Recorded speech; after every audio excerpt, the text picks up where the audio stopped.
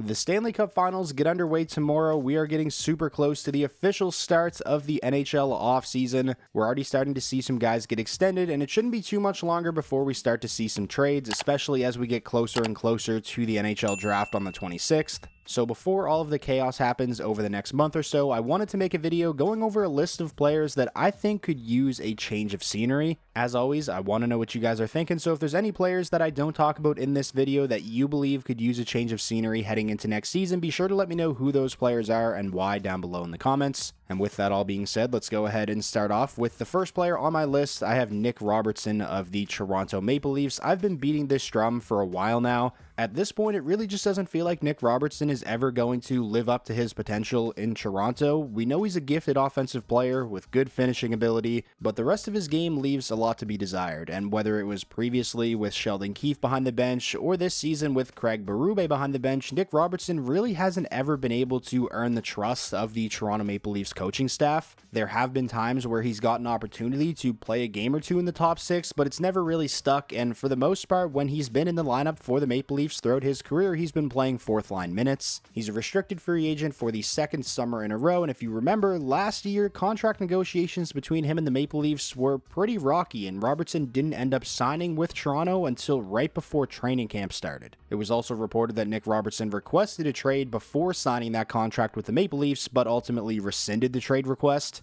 To me, it honestly feels like Nick Robertson is in the same position right now that he was in this time last year, where he played the majority of the season in the NHL, but when he was in the lineup, he was playing very limited minutes, and then when the playoffs rolled around, he played even fewer minutes, and this year, he was actually a healthy scratch more often than not throughout the Maple Leafs playoff run. I definitely think a fresh start is what would be best for Nick Robertson's career at this point, ideally on a team where the expectations aren't so high and he's going to be able to play through his mistakes. A team that comes to mind is the Anaheim Ducks. They're a young team who are looking to take that next step, and they could definitely use a bit of added scoring punch in the middle six. Speaking of the Anaheim Ducks, moving on now to the next player on my list, we have John Gibson. It feels like we've been saying this about John Gibson for years now. That being said, it does make sense as to why he hasn't been traded at this point. Prior to this season, he had a string of 4 or 5 mediocre to bad seasons in a row, and considering the fact that he has a cap of $6.4 million per season, the Ducks were just never going to get back great value if they moved John Gibson, say, a year or two ago. But now, I don't really think that's the case, as John Gibson has just 2 more years left on his deal, and that $6.4 million cap hit is going to be a lot easier to stomach with the cap on the rise. On top of that, Gibson is coming off of the best season he's had in terms of his individual numbers in a very long time. Albeit it was a shortened season due to injury, but still, the games he did play this season for the Ducks, he looked like vintage John Gibson for the most part. Honestly, it feels like the most difficult part about a potential John Gibson trade at this point would just be finding a team that needs a goaltender. When you look at all the contenders around the NHL, for the most part, they all have their goaltending positions solidified. The one contender that I think makes a ton of sense for Gibson, especially if they lose in the Stanley Cup Finals again and say Stuart Skinner has a bad series, is the Edmonton Oilers. Aside from them, though, the only other teams that I think make a whole lot of sense for Gibson are teams that are looking to take that next step and get into the playoffs. Teams like Columbus, if they're able to move on from Elvis, I think they could make some sense as a destination for him. Another team is the Red Wings, who have had a bit of a revolving door of a goaltending situation over the last few years, but as of right now, they already have 2 goaltenders signed through next season in Cam Talbot and Peter Mrazek. And the other team that comes to mind is the Philadelphia Flyers. Their goaltending was brutal this past season, but they're a team that in my eyes is still quite a ways away from contending,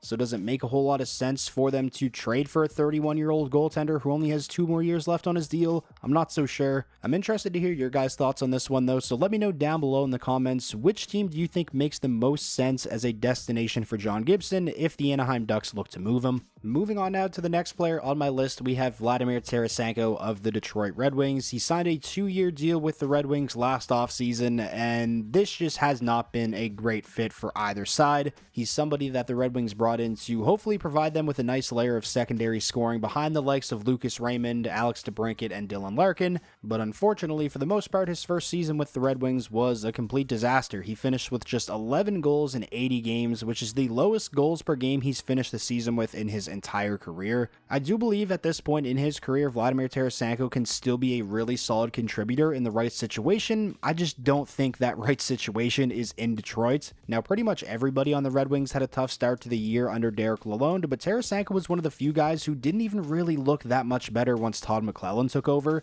which I think goes to show that the reason Vladimir Tarasenko just isn't a good fit in Detroit isn't because of the coaching staff or the type of system that Detroit plays. I honestly just don't think Detroit has the kind of roster to mask the deficiencies that Tarasenko has at this point in his career. He's not a good defensive player. He's not the kind of guy who's going to drive his own line. He's more of a complementary piece, which is why I think he fit in so well with the Florida Panthers after the trade deadline last season, as he spent most of his time in Florida playing on a line with Barkov and Reinhart, who are two of the best defensive forwards in the entire NHL. Tarasenko wasn't asked to do too much. That is the kind of situation Tarasenko can be effective in at this point in his career, much more so than him being asked to be the driving force on a second or third line on a team that is trying to take that next step. It'll be interesting to see what ends up happening with Tarasenko. I would be very surprised if he's back with the Red Wings next season, but I can't imagine he's a guy with a whole lot of trade value right now, if any at all. On July 1st, his full no-trade clause does switch to a modified no-trade clause where he provides the Red Wings with a list of 8 teams he's willing to be traded to, which should make trading him a whole lot easier. I can't imagine the Red Wings are going to be picky in terms of what they're looking for in return for Tarasenko. Even if they have to retain some salary and they only get a 5th or a 6th round draft pick in return, then so be it. Because I definitely think at this point it would be beneficial for both the Red Wings and Tarasenko if they parted ways. Moving on now to the next player on my list, we have Bowen Byram of the Buffalo Sabres, who put up respectable numbers in his first full season with the Sabres, averaging over 22.5 minutes per game and setting a new career high in points with 38. That being said, his underlying numbers were not great, and I've said it before and I'll say it again, I just don't think having Power, Dahlin, and Byram on the same roster as 3 left-shot defensemen is going to be a good long-term fit. Now yes, all 3 are extremely versatile and capable of playing either side, but long-term, you want these guys playing on their strong side. Byram is a restricted free agent this offseason. He's coming off of a bridge deal, so he's likely going to be looking for a long-term contract, and I honestly just can't see the Buffalo Sabres committing to him long-term like they have with Rasmus Dahlin and Owen Power, especially if instead they can use Bowen Byram as a trade chip to hopefully go and address other areas of need on the roster, like a right-shot defenseman or maybe a dynamic top 6 forward.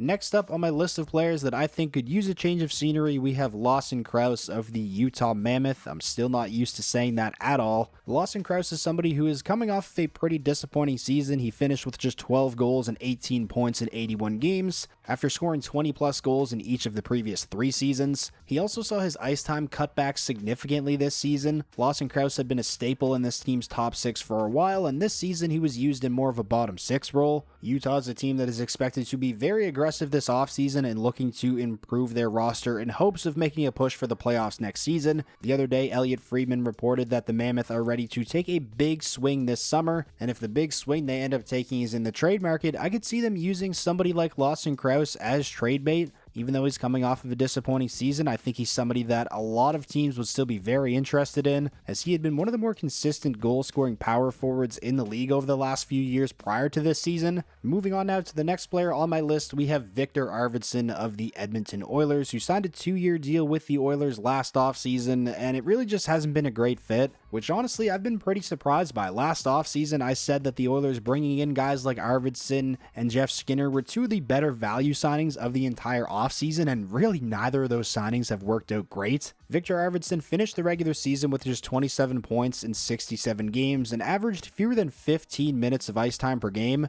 which is the lowest amount of ice time he's averaged per game in a single season since his rookie year. And he also hasn't even been able to crack the Edmonton Oilers lineup in the playoffs on a consistent basis, as he's appeared in only 11 of their 16 playoff games. The other 5 he has been a healthy scratch, and he's got just 1 goal in the 11 games he has played in. So he's definitely somebody that I could see the Edmonton Oilers looking to move this offseason to try and free up a bit more cap space. However, it should be mentioned that he does have a full no movement clause, which we didn't even learn about until closer to the trade deadline this year. So if he doesn't want to go anywhere, then there's not really much the Oilers can do, but I can't imagine Arvidsson has been thrilled with how his tenure with the Oilers has went so far, so I feel like he wouldn't be opposed to a fresh start somewhere else next season. And now finally, finishing up this video with the last player on my list, we have Andre Burakovsky of the Seattle Kraken. From 2019 to 2022, Burakovsky had 3 very good seasons consecutively for the Colorado Avalanche, including winning a Stanley Cup in 2022. He played a pretty key role on that team, which then led to him cashing in free agency and getting a nice big contract from the Kraken.